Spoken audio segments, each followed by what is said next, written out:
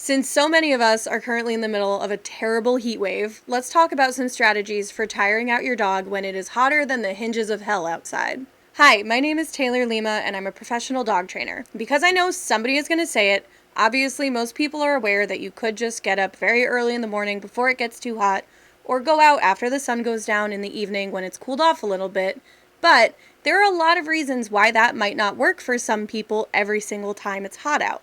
So, let's talk about some other strategies for tiring out your dog when that is not an option. Number 1, water-based activities. Swimming is obviously a pretty clear answer to cool off outside for you and your dog, but if you don't have access to a safe body of water, or if your dog just doesn't like swimming, splashing around in a kiddie pool can still cool them off and burn a little energy. You can play around with the water level in the pool or even add toys or dog-safe foods that might float like peas or blueberries to encourage your dog to interact with the kiddie pool. For larger dogs, rubber livestock water tubs that can hold upwards of 100 gallons can be a really great option that they can actually fit in if a regular kiddie pool is a little too small.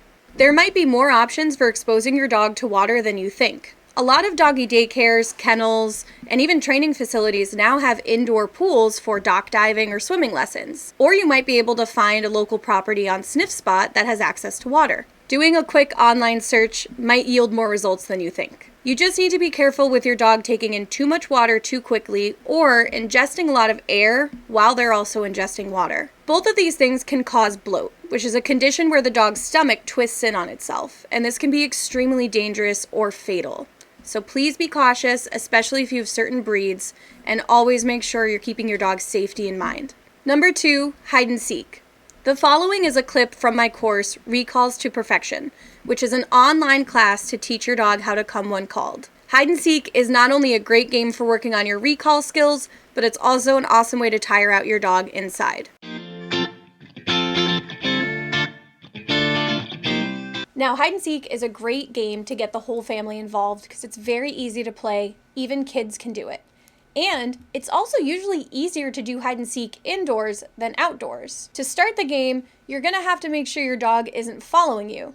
So you can either have somebody distract the dog, or you could wait for your dog to just not be paying attention to you, or you can distract your dog yourself by scattering some treats on the ground and then ducking out of sight. And then call your dog. Louis, come! But make sure that after you call your dog, you continue to make noise. So again, use some kind of an attention sound, like saying puppy, puppy, puppy, or let's go, let's go, let's go, or making a kissy noise or whistling. Yeah! Wow, good boy! Once your dog finds you, have a party. Talk to them excitedly, give them multiple treats, break out their favorite toy and play tug. Make it an event, something that's really exciting for your dog. If you're playing this game with multiple people, you can keep the game going for longer. As your dog is finding the next person who called them, you can go hide in a new spot and call your dog to you so they have to find you somewhere different.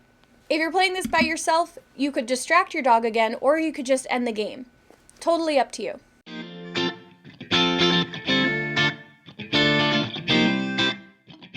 Number 3, shredding. If you constantly find your dog mulching sticks in the yard or eviscerating every dog toy you give them within seconds, chances are your dog might really enjoy enrichment where they get to tear into stuff with their teeth. And honestly, mulching sticks in the yard and eviscerating dog toys is a perfectly fine enrichment activity for most dogs, as long as your dog isn't ingesting the sticks or any parts of the toy.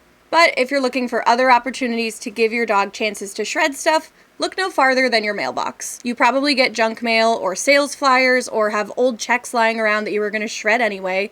Give them to your dog and let them shred them up for you. Same for any leftover boxes or packing paper that's just lying around collecting dust in your garage. You could even put a fun toy or a bully stick or some food in the middle of the box or the packing paper so they get a fun prize for all their shredding. If you have one of these types of toys lying around, find an old ratty towel or a pair of jeans and cut it into strips.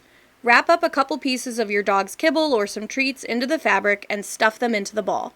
Then let your dog figure out how to pull the fabric out of the ball, and when they do, food. Now, whenever I recommend shredding enrichment to people, they always get worried that their dog is going to start destroying anything they can get their mouth on. Trust me, this is not the case. I promise you. especially if there's some context involved to what your dog is allowed to shred and when. If you ask your dog to sit in your living room and then you hand them a box to shred apart, that looks very, very different than your dog noticing the couch cushions that have been there their entire lives. If you don't want your dog to shred stuff except for things that you give them, then all you need to do is not let your dog do that. Supervise your dog around items that they might destroy, interrupt and redirect them if it even looks like they're thinking about putting their mouth on something, and only allow your dog to shred stuff that you hand to them. If you're giving your dog lots of opportunities to shred things, chances are they're not going to be seeking out opportunities to shred other things as much because they're getting it out of their system. Number 4, trick training. You would be amazed at the types of behaviors you could teach your dog sitting on your couch in the comfort of your own home. A lot of people don't see the value in useless dog tricks, but any training you do with your dog has value. Chances are your dog is learning important skills like problem solving, ignoring distractions, and most importantly, they're learning how to stay engaged with you. Plus, trick training helps you to be a better dog trainer.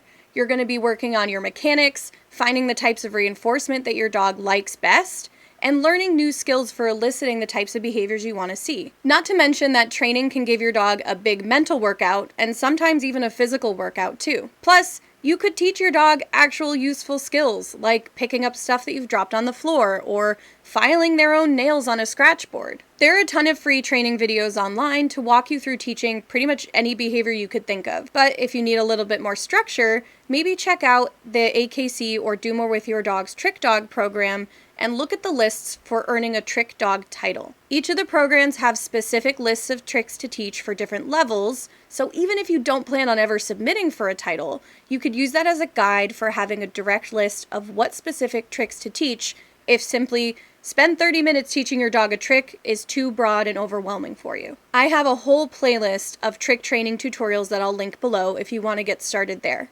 And if you just so happen to be interested in earning a title, I happen to be an evaluator for both AKC and Do More With Your Dog, and both organizations accept video submissions. So when you're ready, email me a video and we'll get started. Number 5, snuffle mats are a great option for getting your dog to forage indoors, but even if you don't have access to one, you can still get your dog to hunt for their food or just some treats around your house. Simply hide little bits of their kibble or a few treats around your house and let them go find them. It literally is that easy. If you have access to shade, or if it's early in the morning or late at night and safe to have your dog outside for a period of time, scatter feed them in the grass, or as we call it, nature's snuffle mat. If you want to get real fancy with it, you could maybe check out scent work. This is a sport where dogs are trained to detect certain essential oils like birch, clove, and cypress. And being stuck inside in the air conditioning is the perfect opportunity to introduce your dog to this fun sport. There are a ton of online resources to guide you through getting started in scent work. I would recommend checking out either Fenzi Dog Sport Academy or Scent Work U. Number 6, cooperative care. Does your dog hate being brushed or having their feet touched or getting drops in their ears? Trust me, summer is the best opportunity to work on cooperative care. Cooperative care just refers to teaching a dog to opt into the care involved rather than forcing it on them, restraining them, and holding them down to trim their nails, brush their teeth, or wipe their eyes. Now, if your dog has a severe aversion to being touched, handled, or restrained, if they've tried to bite you, or they have bitten you, or a groomer, or a vet tech, or your veterinarian, please do not try to tackle this issue on your own. I would recommend seeking the help of a qualified trainer or behavior consultant when you're working with any kind of aggression-related behavior.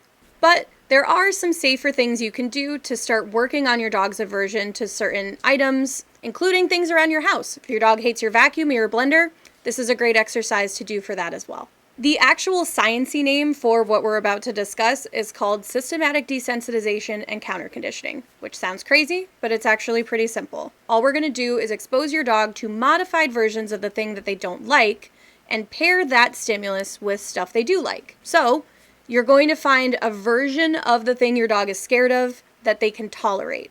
Maybe that's having the vacuum out down the hallway really far away, or you holding scissors in your hands but not moving them towards your dog. If your dog has an aversion to certain noises, you could play low volume videos of thunder or fireworks or the smoke alarm going off and have that playing at a very low volume so your dog can hear it, but it's not so loud that it's going to freak them out.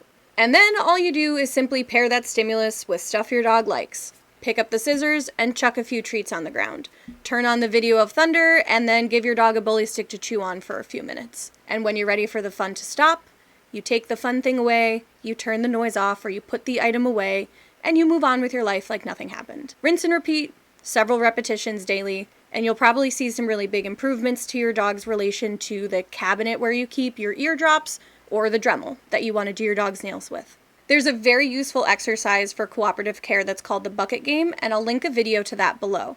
But there are also a few behaviors that are going to be very helpful to teach if this is something you're wanting to work on with your dog. And as we already discussed, training is a great way to burn off some energy when you're stuck inside. The first useful behavior is stationing, or teaching your dog to voluntarily hang out on a bed or a mat. A chin rest, either teaching your dog to target their chin to your hand or another object. Same for a nose touch. I would recommend teaching your dog to target their nose to your hand and another object. Same for paw targeting.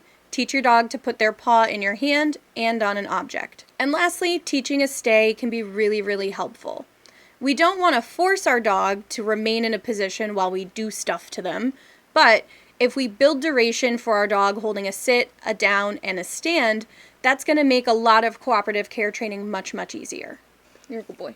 Can you stay there? Number 7, frozen food. Freezing your dog's meal into a stuffable toy like a topple can be a really great way to give them some added enrichment in their daily lives, not just when it's hot out. You can turn your dog's regular dog bowl or a slow feeder bowl into a popsicle mold essentially by simply adding your dog's food and then topping it up with water or even bone broth and freezing it. For dogs who like to gnaw on things, you could give them a frozen marrow bone or a frozen beef knuckle to gnaw on for a while. But if raw bones aren't your style, you could try freezing a whole carrot or even chunks of watermelon and let your dog chew on that for a while.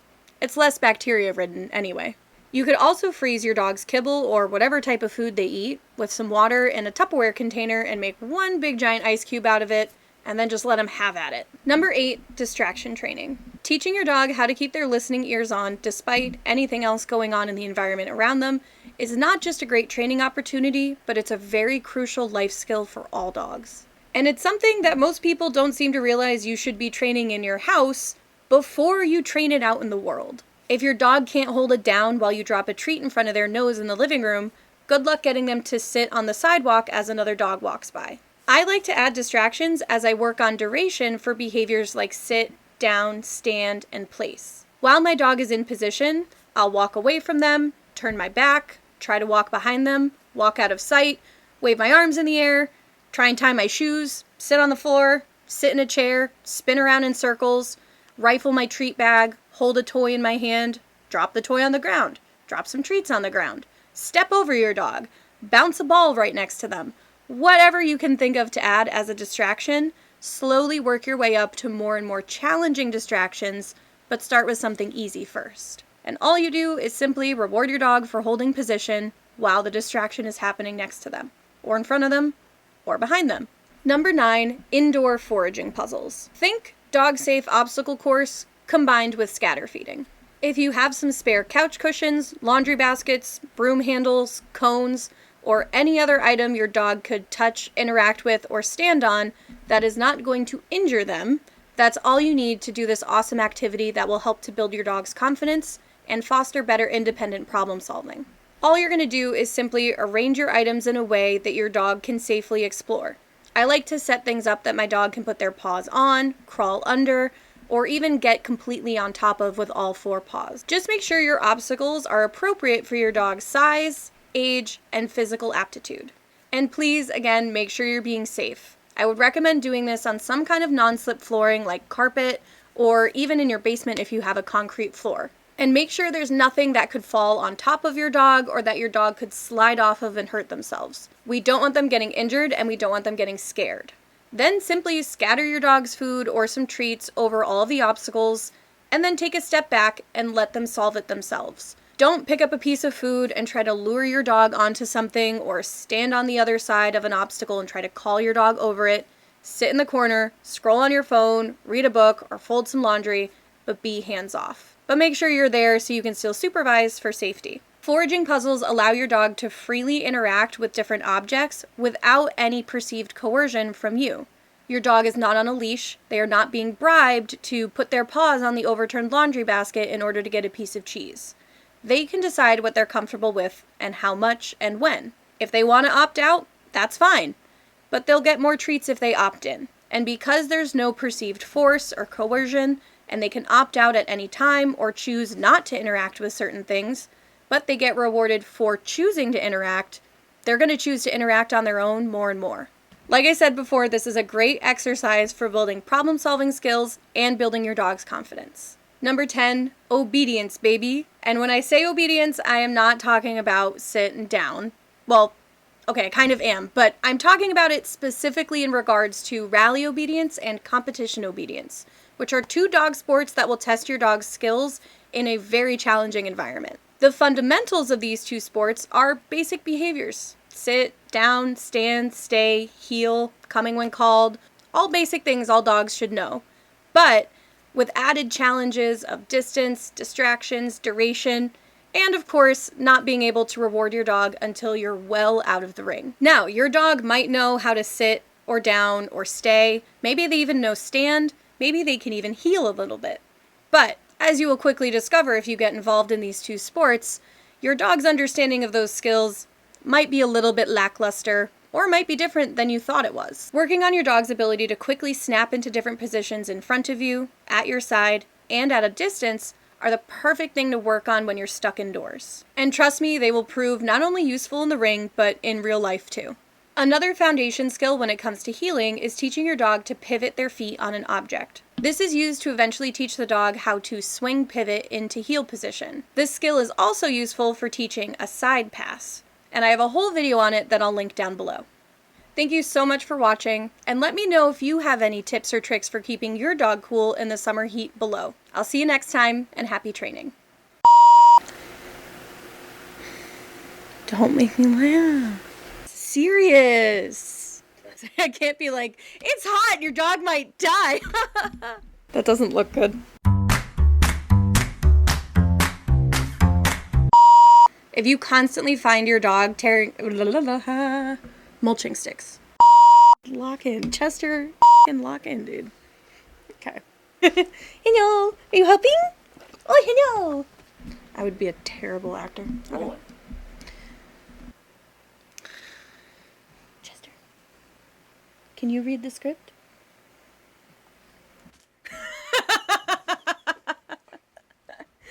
Well, he spit out his toy, like, I'll try. Yeah. Give Yankee pose. Okay. Good boy, you stay. Oh.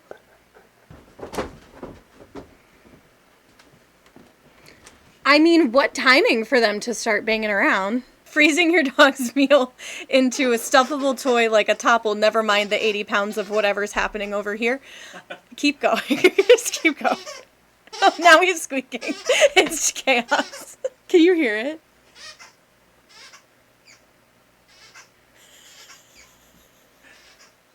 She's like, it's dinner time, so I'm gonna squeak until you stop filming and come feed me.